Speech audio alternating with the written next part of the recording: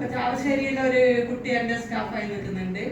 അതുകൂടാണ്ട് എനിക്ക് അഭിമാനപൂർവ്വം പറയാൻ കഴിയും, ഈ ബ്യൂട്ടി ഫീൽഡിൽ വന്നതിന് ശേഷം ഞാൻ ആ സ്ഥലം മാത്രമേ ഉണ്ടായിട്ടുള്ളൂ. എന്റെ ഹസ്ബൻഡ് ഇപ്പം ചെയ്യുന്ന ആ റൂം ഞാൻ ലോൺ എടുത്തിട്ട് ഞാൻ ഇപ്പോൾ ഹസ്ബൻഡിന് ജോലി ചെയ്യാൻ പറ്റുന്ന ആ റൂം ഞാൻ ചെയ്തു. അവിടെ സുഖമായിട്ട് അവിടെയും ബിസിനസ് നടത്തുന്നുണ്ട്. അപ്പോൾ വീട്, എൻ്റെ സ്ഥാപനം, എൻ്റെ ഹസ്ബൻഡിന്റെ സ്ഥാപനം, നമ്മളൊരു കോമ്പൗണ്ടിനുള്ളിൽ അഭിമാനപൂർവ്വം ഞാൻ ചെയ്യുന്നു. ഞാൻ ഈ റിസൾട്ടിന്റെ പ്രൊഡക്റ്റ് ഒരു കാര്യം കൂടി, ബാങ്കിന്റെ അന്ന് ഞാൻ 2008 ഹരീഷ് സാറായിരുന്നു നമുക്ക് ക്ലാസ് ഉണ്ടായിരുന്നത്. അപ്പോൾ സാറ് ക്ലാസ് എടുക്കുമ്പോൾ പറഞ്ഞൊരു കാര്യം, ബാങ്ക് സാങ്ഷൻ എന്ന് പറഞ്ഞിട്ട് നിങ്ങൾക്ക് ഒരു വ്യവസായ ഓഫീസ് കൊടുക്കാൻ പറ്റിയില്ലെങ്കിൽ നിങ്ങൾക്ക് എളുപ്പം പറ്റും. അതൊരു സത്യമായിരുന്നു. അന്ന് ഞാൻ ബാങ്കിൽ പോയി, SBI ഒരു പരിചയവും ഇല്ല SBIയിലെ. പക്ഷെ എന്തോ അറിയില്ല, സാർ എന്റെ കോൺഫിഡൻസ് ലെവൽ കണ്ടിട്ടായിരിക്കാം ഒരു പരിചയമില്ലാത്ത എനിക്ക് ലോണ് തന്നു. ലോണ് സാങ്ഷൻഡ് എന്ന് എഴുതി തന്നു ആ ഫോമിൽ. എന്നിട്ട് ഇവിടെ കൊടുത്തു, വ്യവസായ ഓഫീസിൽ. അവിടെ കൊടുത്ത് രാവിലെ തൊട്ട് ക്യൂ നിന്നു. വൈകുന്നേരം ആകുമ്പോഴേക്കും അവർ പറയുന്നത് നിന്ന് വരണ്ട, നാളെ പോകുന്നു. അപ്പൊ ആകെ ടയേർഡായി. അപ്പൊ ഞാൻ വിചാരിച്ചു എന്റെ ഈ ഫോമില് സാങ്ഷൻഡ് എന്നില്ല. അപ്പൊ ഞാനൊരു ഒബ്സർവ് ചെയ്യുന്ന കൂട്ടത്തിലാണ്. അപ്പൊ അവിടെ നിന്ന് ഉള്ളിൽ നിന്ന് കുറെ സ്റ്റാഫുകാർ പറയുന്നുണ്ടായിരുന്നു, പിന്നെ ഇത് നമുക്ക് എന്തൊക്കെയോ അതിൻ്റെ ഉള്ളിൽ നടക്കുന്നുണ്ടെന്ന് മനസ്സിലായി. അപ്പൊ ഞാൻ പോയിട്ട് പറഞ്ഞു, സാർ എന്റെ ബാങ്ക് ലോൺ സാങ്ഷൻ എന്ന് പറഞ്ഞിട്ട് എഴുതി തന്നിട്ടുണ്ട്. അപ്പൊ ഇവര് പോയിട്ട് പറയാ, ഇതിപ്പോ നമുക്കൊന്നും ചെയ്യാൻ പറ്റില്ല, നിങ്ങൾ നിക്ക്. എന്നിട്ട് എന്റെ ഇന്റർവ്യൂ 5 മണി, രാവിലെ 10 മണി തൊട്ടിട്ട്. അപ്പോൾ എന്ന് വെച്ചാല് ശരിക്കും മുങ്ങിത്താങ്ങാൻ പോകുന്ന ഒരു അവസ്ഥ തന്നെയായിരുന്നു. പക്ഷെ ആ മുങ്ങിത്തായെന്ന് നമ്മൾ പറ്റില്ല, മുന്നോട്ട് പോകണം എന്നുള്ള ഒരു ഇതില് ചെയ്തു. റൂട്ട് സെറ്റാണ് എന്നെ യാത്രയാക്കിയത്.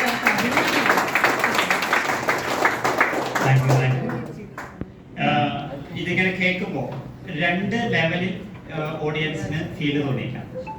ഒന്ന്, അദ്ദേഹത്തിന് ലോണൊക്കെ ധൈര്യമായിട്ട് എടുത്ത് തുടങ്ങിപ്പോ നിങ്ങൾക്ക് ലോണെല്ലാം തിരിച്ചടയ്ക്കാനുള്ള എല്ലാ വരുമാനവും അതിൻ്റെ ഉള്ളിൽ നിന്ന് കിട്ടും, ധൈര്യമായിട്ട് അങ്ങോട്ട് പോയിക്കളാം എന്നതാണ് ഒരു മെസ്സേജ്. ആണല്ലേ?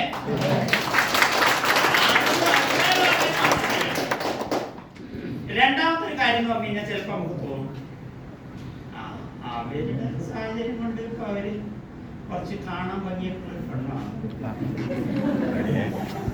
ബാങ്ക് മേനേജത്തിൽ പോയ പഴയൊക്കെ ഒരു സന്തോഷം. അത് ഞാനൊരാണായി പോയില്ലേ, അതുകൊണ്ട് എനിക്ക് ലോണ് കിട്ടാനാണ് സാധ്യതയില്ല. ആണല്ലേ? നമ്മുടെ മൈൻഡ് എക്സ്ക്യൂസ് ഉണ്ടാക്കുന്ന മൈൻഡുണ്ട്, നമ്മളെ ഇടിച്ച് മുന്നോട്ട് കൊണ്ടുവന്ന മൈൻഡുണ്ട്. രണ്ടും നമ്മുടെ ഉള്ളിൽ തന്നെ. അതായത് ചെകുത്താനും ദൈവവും നമ്മുടെ ഉള്ളിൽ തന്നെ ഇരിക്കുന്നുണ്ട്. ഉണ്ടല്ലേ? നന്മയും തിന്മയും നമ്മുടെ ഉള്ളിൽ ഇരിക്കുന്നുണ്ട്.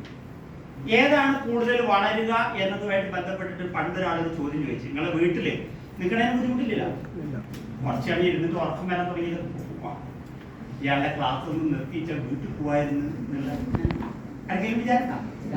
അല്ല, അങ്ങനെയുള്ള ആൾക്കാർക്ക് പോവാട്ടെ. അങ്ങനെ വലിയ ഇടന്ന് ഇത് ഇരുന്ന് അവസാനം വരെ ഇരുന്നവർക്ക് പ്രത്യേകിച്ച് മെഡലൊന്നും കൂടെ കൊടുക്കാൻ വേണ്ടി പോകുന്നില്ല. ബോറടിക്കണ്ടെങ്കിൽ പറയാം, നമുക്ക് എന്തെങ്കിലും ഒരു മ്യൂസിക്കൊക്കെ വെച്ചിട്ട് ഡാൻസ് ഒക്കെ കളിക്കാം, അതിനൊന്നും ഒരു പ്രശ്നമില്ല. നമ്മളിങ്ങനെ ഒരു സ്റ്റാൻഡേർഡ് ആയിട്ട് പണ്ട് മുതൽ ക്ലാസ് എടുത്തവർ നമ്മളിപ്പോ എന്താ ബീഫും പഴംപൊരിയും പഠിച്ചിട്ടുണ്ട്. ആ പരമ്പരാഗത സംവിധാനമൊക്കെ നമുക്ക് വിടാം, കുറച്ച് മാറിയിട്ട് പോകാം. ഒരാൾ ചോദിച്ചൊരു ചോദ്യം, നിങ്ങളുടെ വീട്ടിൽ നിങ്ങൾ 2 പട്ടികളെ വളർത്തുന്നു, എത്ര പേര് കേട്ടിട്ടുണ്ട്? കുറച്ചും കൂടെ മുന്നോട്ട് പോയാൽ ചിലപ്പോൾ കുറച്ച് ആൾക്കാരെ ആരും കേട്ടിട്ടില്ല. Thanks to Facebook, thanks to WhatsApp, Instagram.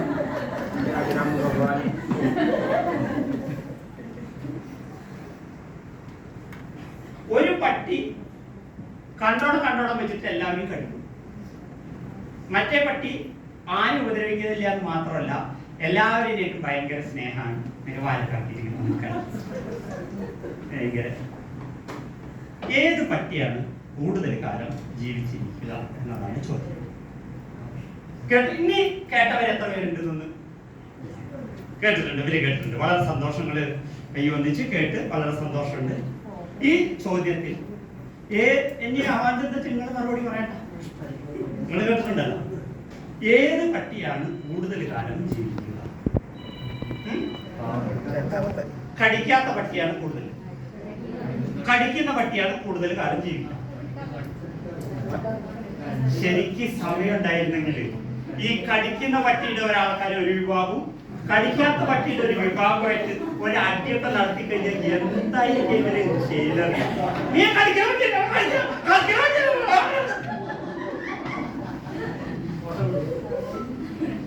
ഇതിപ്പോ എന്താ മിക്സ് ആയിട്ടാണെന്നുള്ളത് സമയം അനുവദിക്കില്ല. നമുക്ക് 1:30 സാറ് നല്ല ഭക്ഷണം ഏർപ്പാടാക്കിയിട്ടുണ്ട് എന്നുള്ളതിലാണ് നമ്മുടെ ഒരു വലിയ പ്രതീക്ഷ. ഒക്കെ കഴിഞ്ഞിട്ട് അല്ലേ ഭക്ഷണമില്ലേ? ഭക്ഷണം ഞാൻ അവിടുന്ന് വരുമ്പോഴേ ഭക്ഷണം അപ്പൊ 2 തർക്കമുണ്ട്. ഒന്ന് കടിക്കണ പട്ടി എന്നല്ലേ പറഞ്ഞു. എന്തുകൊണ്ടാണ് കടിക്കണ പട്ടി കൂടുതൽ കാലം? എല്ലാവരും പറയാം കടിക്കണ പട്ടി എന്ന് പറഞ്ഞവര് എന്തുകൊണ്ടാണ് കടിക്കണ പട്ടി കൂടുതൽ കാലം ജീവിക്കുന്നത്? മറുപടിയില്ല. കടിക്കാത്ത പട്ടി എന്ന് പറഞ്ഞാൽ എന്തുകൊണ്ടാണ് കടിക്കാത്ത പട്ടി കൂടുതൽ കാലം ജീവിക്കുന്നത്?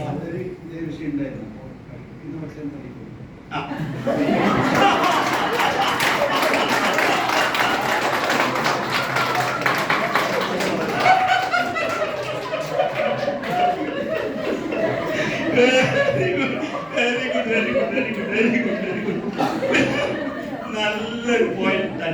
നിങ്ങളെ ഗുരുനാഥനായിട്ട് ഞാൻ അടുത്തൊരു 10 ക്ലാസ്സിൽ പറയാനുള്ള സാധനം ഇപ്പൊ ഇങ്ങനെ ഈ ക്ലാസ്സിൽ നിന്ന് നമുക്ക് തന്നു. വളരെ സന്തോഷം. ഇതിന്റെ യഥാർത്ഥ മറുപടി എന്ന് പറഞ്ഞാല് ഏത് പട്ടിക്കാണോ നിങ്ങൾ കൂടുതൽ ഭക്ഷണം കൊടുത്ത് തീറ്റിപ്പോറ്റുന്നത് അത് കൂടുതൽ കാലം ജീവിക്കും. ഏത് പട്ടിയാണോ നിങ്ങൾ പട്ടിണിക്കിട്ട് കൊല്ലും അത് വേഗം ചാവും ചെയ്യും. ആണോ? ഭക്ഷണം കൊടുക്കാതിരുന്നാൽ വേഗം ചാവും. ഭക്ഷണം കൊടുത്ത് പരിപാലിച്ച കുറച്ചുകൂടെ താഴെ എന്നാലും ചാവും. കുറച്ച് ഇനി ഇല്ലെങ്കിൽ മൂപ്പര് 3ാമത്തെ ഓപ്ഷൻ വല്ലാണ്ട് കടിച്ചു കഴിഞ്ഞാൽ ഞാൻ പുതിയൊരു കാര്യം അത് പഠിച്ചു. ഇവിടെ നമ്മുടെ ഉള്ളിൽ ഈ കടിക്കണ പട്ടിയും കടിക്കാത്ത പട്ടിയും നമ്മൾ സാധാരണ രീതിയിൽ വളർത്തുന്നത് ഈ കടിക്കണ പട്ടിയാണ്. അതുകൊണ്ടാണ് ഇടയ്ക്കിടയ്ക്ക് നമ്മുടെ സമരമകത്തിനെ ആൾക്കാരെല്ലാം കൂടി തല്ലിക്കൊല്ലുന്നു, ഇല്ലാണ്ടാവുന്നു. കാരണം നമുക്ക് എന്ത് കേട്ടാലും നേരത്തെ ടൂറ് പോയതിന്റെ കാര്യം ചോദിച്ച പോലെ ഒരു ചോദ്യങ്ങളുണ്ട്. ആത്മാർത്ഥമായി മറുപടി പറയണം. നിങ്ങളെ വീട്ടിൽ ഒന്ന് സങ്കല്പിക്കാം, ഒരു +2 പഠിക്കുന്ന ഒരു പെങ്ങളോ മകളോ അനിയത്തിയോ അല്ലെങ്കിൽ മകളോ ഉണ്ട്. കുട്ടി സാധാരണ ക്ലാസ് കഴിഞ്ഞിട്ട് വൈകുന്നേരം 5 മണിക്കാണ് എത്താറ്. ഇന്നലെ രാത്രി 8:30-9 മണിയായിട്ടും കുട്ടി വീട്ടിലേക്ക് എത്തിയിട്ടില്ല. എന്ന് മാത്രമല്ല മൊബൈലിൽ വിളിച്ചിട്ട് കിട്ടുന്നുമില്ല.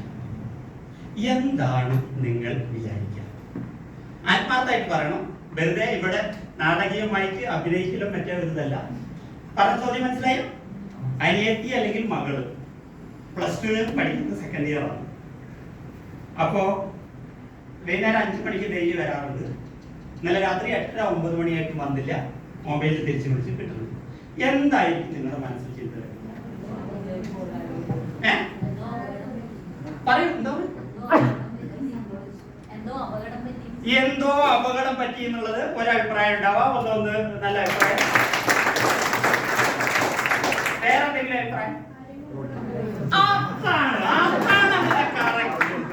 ആരുടെയും കൂടെ ഓടിപ്പോയിട്ടുണ്ടാവോ എന്നാണ് നമ്മൾ ചിന്തിക്കുക. അല്ലേ? ആണോ? അല്ല സുഹൃത്തുക്കളെ, ആണ്.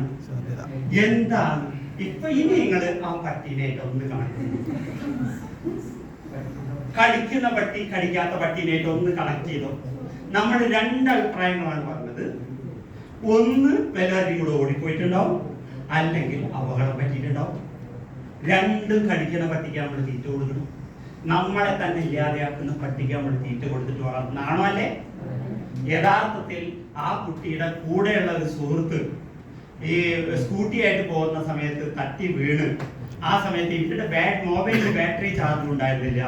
ആ കുട്ടിയെ എടുത്തിട്ട് ആശുപത്രി കൊണ്ടുപോകലാണ് ഇമ്പോർട്ടന്റ് എന്നുള്ളതുകൊണ്ട് ആ കുട്ടിയെ എടുത്ത് ആശുപത്രി പോയതായിരുന്നു. ആ സമയത്ത് ആ കുട്ടിയെ ആശുപത്രിയിൽ എത്തിച്ചതുകൊണ്ട് ആ കുട്ടിയുടെ ജീവൻ രക്ഷിക്കാൻ വേണ്ടി കഴിഞ്ഞു എന്നുള്ള സന്തോഷത്തോടു കൂടിയാണ് രാത്രി 10 മണിക്ക് ശേഷം കുട്ടി തിരിച്ചു വരുന്നത്. ഇങ്ങനെ നമുക്ക് ചിന്തിക്കാൻ പറ്റാറുണ്ടോ? നമ്മുടെ ഫൈസൽ അല്ല, പേര് ഞാൻ മറന്നുപോയി. ഫൈസൽ തന്നെയല്ലേ? ഫൈസല് ഒരു ദിവസം നമ്മളിങ്ങനെ ഒന്നിച്ചു കൂടിയിരിക്കുന്ന സമയത്ത് അല്ലെ, നമ്മുടെ ടേസ്റ്റ് ഓഫ് കണ്ണൂരിന്റെ PCEC-യുടെ ഒരു മീറ്റിംഗ് അല്ലെ, ആ അനുഭവം എന്ന് പറയാം. ഫൈസൽ ഒന്ന് വന്ന് പറയാം. ഈ നിൽക്കണതിന് ബുദ്ധിമുട്ടുണ്ട്. സംരംഭകര് എങ്ങനെ റിസോഴ്സസ് ശരിക്കും ഉപയോഗപ്പെടുത്താന്നുള്ളത് പിന്നെ PCEC നമ്മളെ ഞാൻ പിന്നെ ഒരു ബിസിനസ്സുകാരും കൂടി ഒത്തുകൊടുത്തൊരു മീറ്റിംഗ് ആയിരുന്നു. പക്ഷെ അവിടെ പിന്നെ പറയേണ്ട കാര്യങ്ങളെല്ലാം ഞാൻ പറഞ്ഞത്. പക്ഷെ എന്നാലും പിന്നെ എനിക്ക് തോന്നി അവിടെ പറഞ്ഞാൽ എന്തെങ്കിലും നമുക്ക് നേടും എന്നുള്ളൊരു ചിന്ത ഉള്ളത് കൊണ്ട് തന്നെ ഞാനെന്ത് ചെയ്തത് വെച്ചാൽ പിന്നെ ഈ ബ്ലഡിന്റെ കാര്യം ഞാനൊന്ന് സൂചിപ്പിച്ചു. എന്തായിരുന്നു ആവശ്യം? അത് പിന്നെ കിഡ്നി ഫെയിലായി പോയത്. അതിന്റെ പിന്നെ ബ്രദറിന്റെ ഭാര്യന്റെ അനിയത്തിന്റെ കിഡ്നി ഭാര്യന്റെ അനിയത്തിന്റെ ഉപ്പായുടെ കിഡ്നി ഫെയിലായിട്ട് ഒരു തവണ മാറ്റി. ഉപ്പാന്റെ കിഡ്നി മാറ്റി 7 കൊല്ലം പ്രോബ്ലം ഒന്നും ഇല്ലാതെ ഇത് സംഭവിച്ചത്. ഭാര്യന്റെ കിഡ്നി ഇപ്പം കൊടുത്ത് മാറ്റി വെച്ചു, വെച്ചു നല്ല സക്സസ് ആയിട്ടുണ്ടായിരുന്നു. ഇപ്പൊ അതേ 1 മാസം അവരുടെ ട്രീറ്റ്മെന്റ് തന്നെ ഉണ്ടാവും. പിന്നെ അതുകൂടാതെ അത് പറഞ്ഞ്, പക്ഷെ എനിക്ക് എത്ര ബോട്ടിൽ ബ്ലഡ് വേണമായിരുന്നു? 80 യൂണിറ്റ് ബ്ലഡ് വേണം, അതും റയർ ഗ്രൂപ്പ്. പക്ഷെ അതൊരു 30 യൂണിറ്റ് മാത്രമേ കിട്ടിയിട്ടുണ്ടായിരുന്നു. പക്ഷെ ഒരുപാട് ആൾക്കാർ കോൺടാക്ട് ചെയ്തിട്ട് കിട്ടിയില്ല. അപ്പൊ ഞാൻ വെബ്സൈറ്റിൽ അയച്ചപ്പോൾ ഒരുപാട് ആൾക്കാർ എന്നെ വിളിച്ചിട്ടായിരുന്നു. വെബ്സൈറ്റിൽ ആർട്ടിന്റെ ഗ്രൂപ്പിൽ ഞാൻ ഒരുപാട് ആൾക്കാർ വിളിച്ചിട്ടുണ്ടായിരുന്നു. പക്ഷെ അതുപോലെ തന്നെ ഞാൻ അവിടുത്തെ മീറ്റിങ്ങിൽ ഞാൻ ഇതൊന്നും പറഞ്ഞു കഴിഞ്ഞാൽ എനിക്ക് എന്തെങ്കിലും ഒരു കാര്യം നേടുന്നുള്ളൊരു പിന്നെ വിശ്വാസം, ആ വിശ്വാസം ഞാൻ എന്തായി മുസാർഷിപ്പ് പിന്നെ കാരണം സാറ് സ്റ്റേജിന്റെ മുകളിലാണ്. അപ്പോൾ സാറിനോട് എനിക്ക് പെട്ടെന്ന് പറയാൻ പറ്റാത്തത് മുസാർഷിപ്പിനാണ് ഞാൻ മെസ്സേജ് അയച്ചിട്ട് ഇങ്ങനെ ഒരു കാര്യം പറയാൻ പറ്റുമോ അന്നേരം അതിനെന്താ, അത് പ്രോബ്ലം ഒന്നും ഇല്ല. അപ്പൊ മുസാർഷിപ്പ് പിന്നെ സാറായിട്ട് സംസാരിച്ചിട്ട് അതവിടെ അവതരിപ്പിച്ചിട്ട് 5 മിനിറ്റിലൂടെ തന്നെ അവിടുത്തെ 2 ആൾക്കാർ പിന്നെ ഇന്ന് തന്നെ പോകാൻ തയ്യാറായിട്ട് അവിടെ തന്നെ ആ സ്പോട്ടിൽ തന്നെ ഇന്ന് തന്നെ പോകാൻ തയ്യാറായി. എവിടത്തേക്കാണ് പോകേണ്ടത്, എവിടെയാണ് ഞാൻ പറഞ്ഞ പിന്നെ എല്ലാ ചിലവൊന്നും ഒരു പ്രോബ്ലം അല്ല, നിങ്ങൾക്ക് അവിടെ ബ്ലഡ് എത്തിക്കണമെങ്കിൽ ഞാൻ ഇന്ന് തന്നെ പോകാൻ തയ്യാറാന്നിട്ട് ഞാൻ ടിക്കറ്റ് എടുത്ത് തരാന്നിട്ട് ഞാൻ വിളിച്ചത്. അത് കഴിഞ്ഞിട്ടൊരു പിന്നെ 10 മിനിറ്റ് കൊണ്ട് ഒരുപാട് കോള് പിന്നെ സാറ് എനിക്ക് പിന്നെ വിളിച്ചിട്ട് ഒരു ഡോക്ടർ അവരെ കോൺടാക്ട് ചെയ്തിട്ടുണ്ട്. പിന്നെ കോളാണ് അവിടെ ഈ വ്യക്തിന്റെ നമ്പർ ഞാൻ കൊടുത്തിട്ടുണ്ട്. ആ വ്യക്തിക്ക് കോളോട് വെച്ചാൽ അവസാനം അവർ മതി എന്ന് പറയും. കാരണം വെച്ചാൽ ഓവറായി ബ്ലഡ് ഇനി ആവശ്യമില്ലെങ്കിൽ അറിയിക്കാന്ന് പറഞ്ഞിട്ട് ആ ബ്ലഡ് അവിടെ വെച്ച് ഒരൊറ്റ ദിവസം കൊണ്ട് പിന്നെ കാരണം വെച്ചാൽ നമ്മൾ ഡേറ്റ് മുൻകൂടി കൊടുത്തത് 19 കൊടുത്തത്. പക്ഷെ അതിന് മുമ്പിൽ തന്നെ ഡേറ്റ് ഒരു 2 ദിവസം മുൻകൂട്ടി തന്നെ കൊടുത്തത്. കാരണം 2 ദിവസം പിന്നെ വെയിറ്റ് ചെയ്യേണ്ടെന്ന് വെച്ചിട്ട്. അപ്പൊ അങ്ങനെ എന്തൊക്കെയാ അവര് പിന്നെ പറഞ്ഞിട്ട് പിറ്റേന്ന് രാവിലെ 11 മണിയാകുമ്പോൾ ബ്ലഡ് പിന്നെ ക്ലോസ് ചെയ്തിട്ട് മെസ്സേജ് എനിക്ക് വന്ന്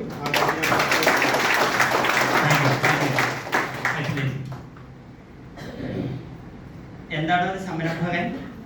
ഇപ്പൊ മൂപ്പര് പറഞ്ഞു പോയതുകൊണ്ട് സംരംഭകൻ എന്താണ് പഠിക്കാൻ എന്നതാണ് എപ്പോഴും ചോദ്യം. ഈ പറഞ്ഞതിൽ നിന്ന് എന്താ സംരംഭകന് പഠിക്കാനുള്ളത്?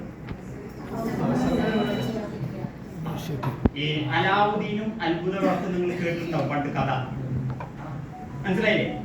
അത്ഭുത വിളക്കിനോട് ചോദിച്ചാൽ മതി, അലാവുദ്ദീൻ പ്രത്യക്ഷപ്പെട്ടിട്ട് എല്ലാ കാര്യങ്ങളും ചെയ്തു.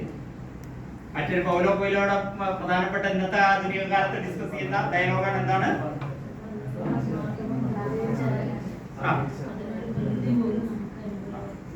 ആത്മാർത്ഥമായിട്ട് നമ്മൾ ഒരു കർമ്മം ചെയ്യാൻ വേണ്ടിയിട്ട് ആഗ്രഹിച്ച് ഇറങ്ങി തിരിച്ച പ്രപഞ്ച ശക്തി മുഴുവൻ നമുക്ക് വേണ്ടി നമ്മളെ സഹായിക്കുന്നല്ല പറഞ്ഞത്, അനുകൂലമായി നിൽക്കുന്നല്ല പറഞ്ഞത്, സാഹചര്യങ്ങൾ ഒരുക്കുന്നല്ല പറഞ്ഞത്. എന്താ പറഞ്ഞത്? ആ വഴി നിങ്ങൾ വളരെ ശക്തമായിട്ട് അട്ടിമറിയിട്ടിട്ട് 15 വട്ടം വെറുതെ പൗലോ കൊയ്ലോന്റെ ഡയലോഗ് പഠിച്ചിട്ട് അല്ല. ഇതാണ് ആ വാക്കിന്റെ മർമ്മം.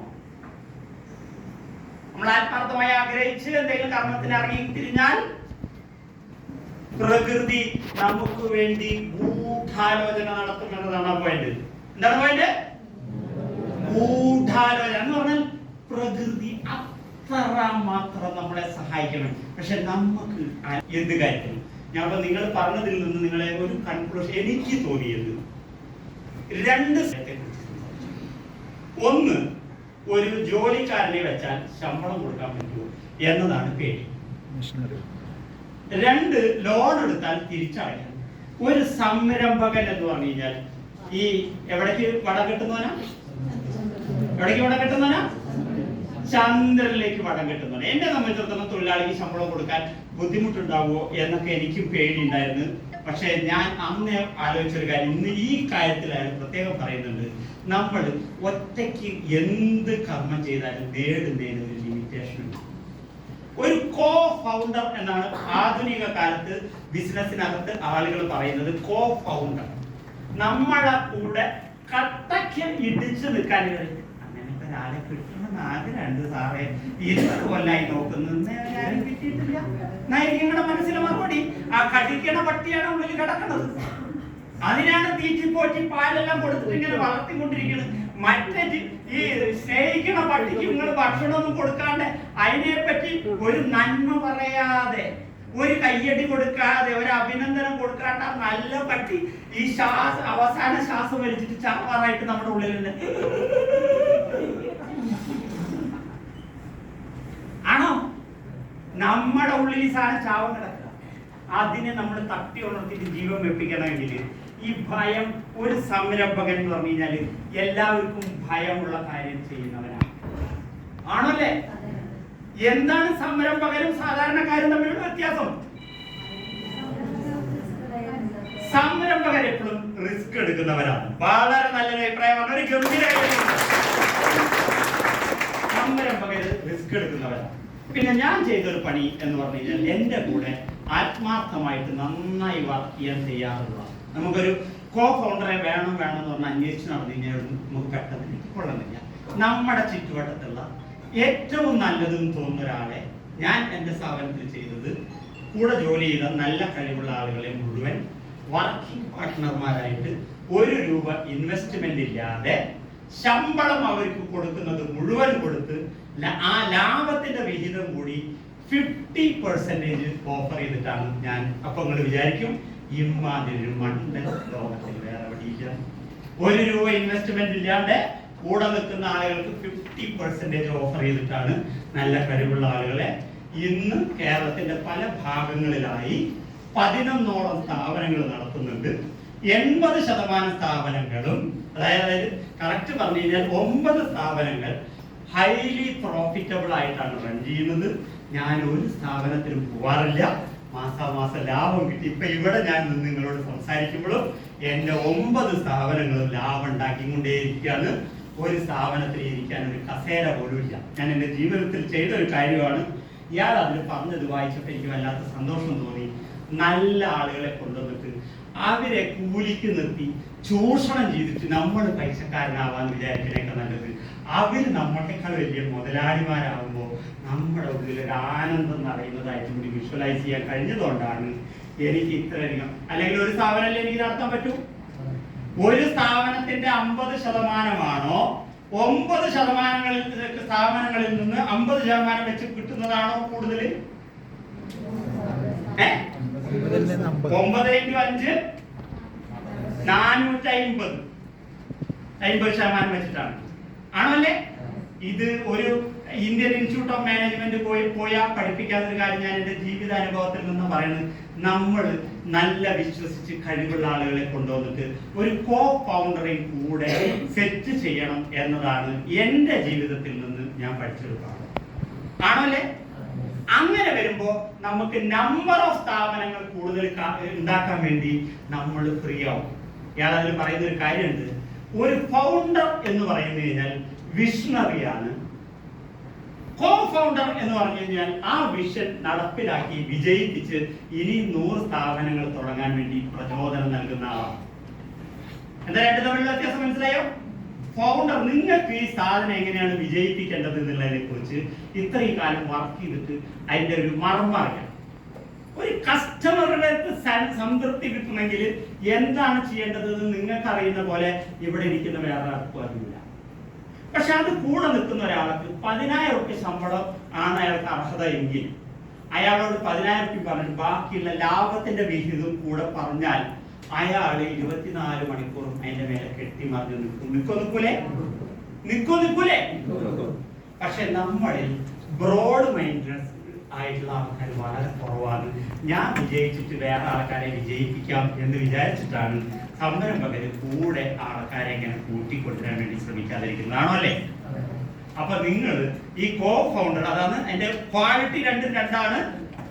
ഫൗണ്ടർ വിഷണറിയാണ്, അയാൾക്ക് അതിന്റെ മർമ്മം അറിയാം. പക്ഷെ കോ ഫൗണ്ടർ എന്താണ്? ആ വിഷണറിയുടെ കൂടെ നിന്ന് നിങ്ങളെക്കാൾ കൂടുതൽ പ്രവർത്തിച്ചപ്പോ എന്റെ കൂടെയുള്ള ആളുകൾ 12-13 മണിക്കൂർ വർക്ക് ചെയ്യും. എന്തുകൊണ്ട് വർക്ക് ചെയ്യും? അവർക്ക് ശമ്പളത്തിന് പുറമെ അവർക്ക് ലാഭം കിട്ടുന്നുണ്ട്. അവര് വീടിന്റെ അങ്ങനത്തെ സെലക്ഷൻ പ്രൊസീജർ വീടിന്റെ അടുത്തായിരിക്കും അവര്. അപ്പൊ അവർക്ക് എപ്പോഴും വന്നിട്ട് അവിടെ വന്നിട്ട് ഇരിക്കാൻ വേണ്ടി പറ്റും. നമ്മൾ ഓരോ സ്ഥലത്ത് പോയിട്ട് പണ്ട് നമ്മൾ ചെയ്തിരുന്നത് പറഞ്ഞു കഴിഞ്ഞാല് താമരത്ത് പോയിട്ട് റോസ് പോകും. 40 ഉറുപ്പ്യ ഓട്ടോറിക്ഷ ചാർജിന്റെ സ്ഥലത്ത് 45 ഉറുപ്പ്യ വന്നു കഴിഞ്ഞാൽ അയാളെ വിളിച്ചു. എങ്ങനെയാണ് 5 ഉറുപ്പ്യ കൂടിപ്പോയി? ഇത് അങ്ങോട്ടും ഇങ്ങോട്ടും വർത്താനം പറഞ്ഞു നിങ്ങൾ വിചാരിക്കണ കാര്യമൊന്നുമല്ല. എല്ലാ ദിവസവും 40 ഉറുപ്പ്യക്കൊന്നും ഓട്ടോറിക്ഷ വിളിച്ചാൽ വരൂല. അപ്പൊ നീ വിളിക്കണ ചോദിച്ചിട്ടല്ലേ വണ്ടി കയറാൻ പാടും. അങ്ങോട്ടും ഇങ്ങോട്ടും തറക്കും. ഇപ്പൊ ഒരു സ്ഥലത്തും പോകാറില്ല.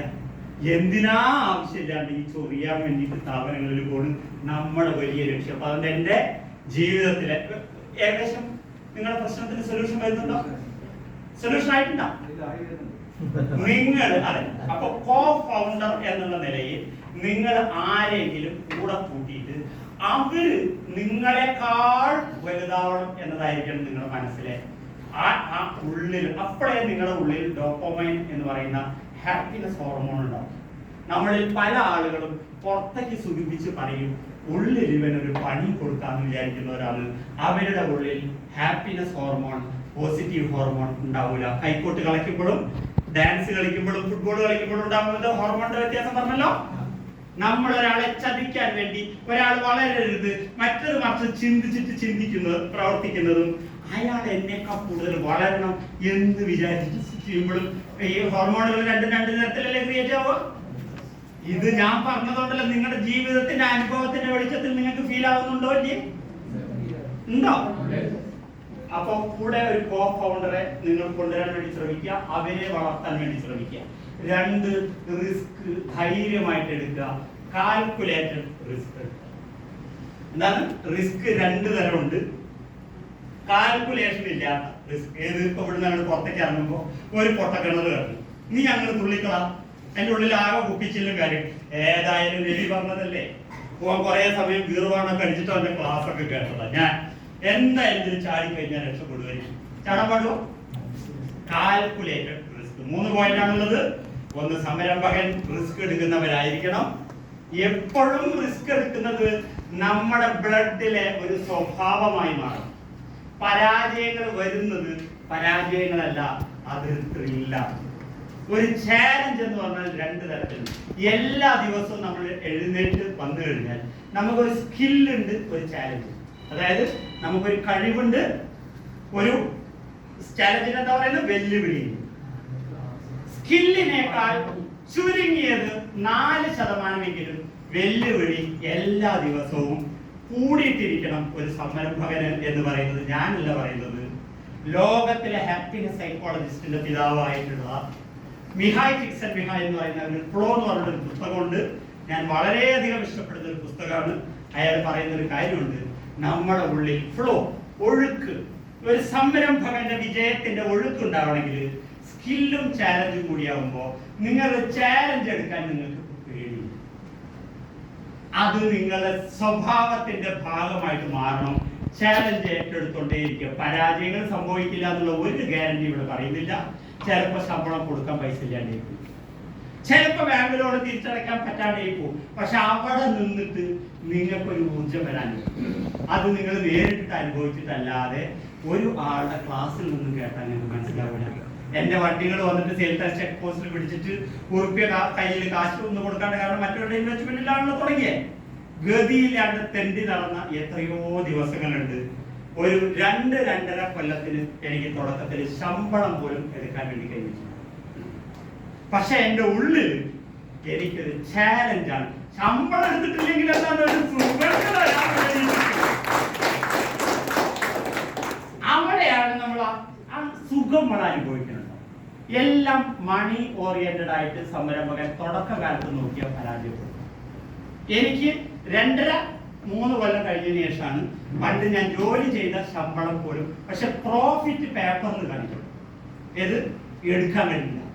കാരണം ഇത് കൊടുക്കേണ്ടവന് കൊടുക്കണം, കിട്ടാനുള്ളവരെന്ത് കിട്ടൂല. പക്ഷെ ബാലൻസ് ഷീറ്റ് കാണിക്കാൻ പ്രോഫിറ്റാണ്. കിട്ടാനുള്ള ആൾക്കാരെന്ത് കിട്ടിയാലല്ലേ നമ്മൾ അതിലേക്ക് കാശ് വരും. അങ്ങനെ നമ്മൾ സ്ട്രഗിളിങ് റിസ്ക് ടേക്കിംഗ് ഒരു സംരംഭകന്റെ ബ്ലഡിന്റെ ഉള്ളിലെ ഹോർമോണായിട്ട് മാറും.